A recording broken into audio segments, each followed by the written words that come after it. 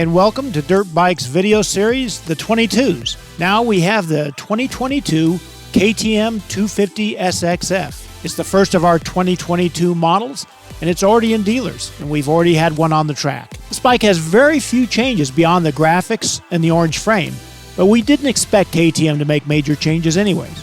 For years now, the KTM 250 SXF has been the lightest bike in the 250 class. It also has been the bike with the best peak power, the best brakes, the best clutch, and so on and so on. For some people, that all adds up to an inevitable conclusion. The KTM 250 SXF is the best bike in the class. But if you remember our 2021 250 shootout, you might recall that most riders preferred the Yamaha over the KTM. It's heavier and slower, but it had some elements that some riders really connected with. It was the closest and most hard-fought shootout in recent history. Even though it didn't win, riders basically loved the KTM, and they still do. The power is very smooth, and it revs to a zillion. On the Pro Circuit dyno, it tops out at 44.2 horsepower. For whatever reason, it does even better than the Gas and the Husky, which use the exact same motor.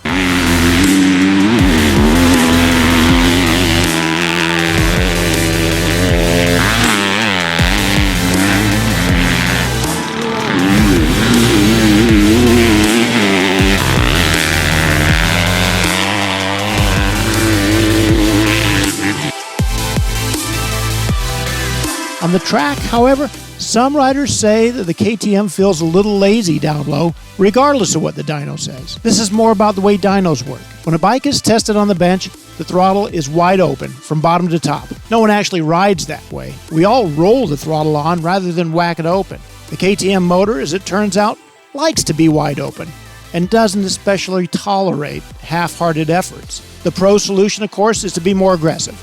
Twist the throttle harder and rev the bike higher. The KTM runs so well on top that there's no reason to ride around in the low revs. Contrary to what you might think, the power band is actually quite wide, but it goes from high to higher. When you get to the peak, you'll know. The SXF doesn't suddenly stop like many 250 four-strokes, but it does taper off quickly before it goes into stutter mode. Then there's gearing. You can increase the rear sprocket by as much as 3 teeth and have good results. Also, you have to make sure that KTM's black throttle cam is in the twist grip. The reel determines how much throttle cable is being pulled as the grip is rotated, and the black one is the most aggressive. There's also the vented airbox cover, which comes with each bike and increases output across the board. No one complains about the way the KTM handles. This goes beyond the fact that it's so much lighter than the other 250s. It's 218 pounds without fuel. It turns well and it's stable. There's really nothing more you could ask, and clearly nothing that any of the other bikes in the 250 class offer. The only real glitch is in the suspension department. The Japanese 250s currently have an edge there. The Exact fork, for all its excellent qualities in design and weight, hasn't really stepped up to the next level. WP's designed with a single compression air chamber and a self-filling balance chamber. It's simple and it's brilliant. But coil spring forks like that of the Yamaha consistently get better reviews for better comfort and response.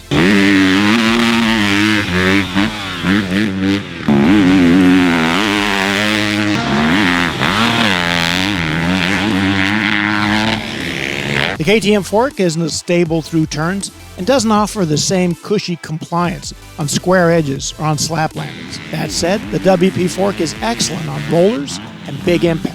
The fact that you can adjust air pressure so easily is a great benefit. It might even be a little too easy. Riders often mess around with it even when they don't have to. It also can be somewhat of a burden to have to monitor your air pressure on hot days, or even to double check your levels after a brief period of storage. But come on, it's no more difficult than checking your tire pressure. A year ago, we were talking about the upcoming My KTM Bluetooth app. This was to be KTM's answer to the Yamaha Power Tuning app, which lets the owner change EFI settings in the field via a smartphone. In KTM's case, the connectivity unit was sold separately, but only a handful actually made it to dealers. The 2021 KTM 450 SXF came with the unit, but it fell short of expectations. We understand that the units for the 22 model will be made available eventually, and there have been hints of more extensive capabilities, but no official announcement has been made yet. KTM was the first company to ship 2022 models to dealers. Honda and Yamaha have yet to reveal their new offerings in the 250 class. Will either of these bikes be upset by the unchanged KTM?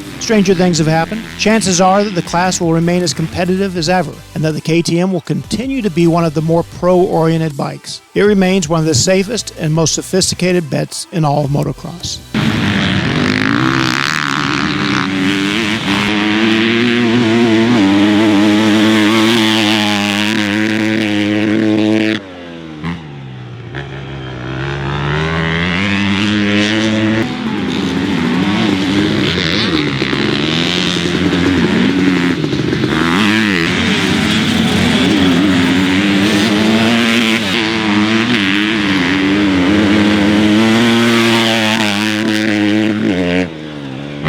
Be sure and check back at dirtbikemagazine.com as more 2022 models are revealed. And as always, check out our Instagram and Facebook pages for more news and information in the world of motocross, off-road, and racing.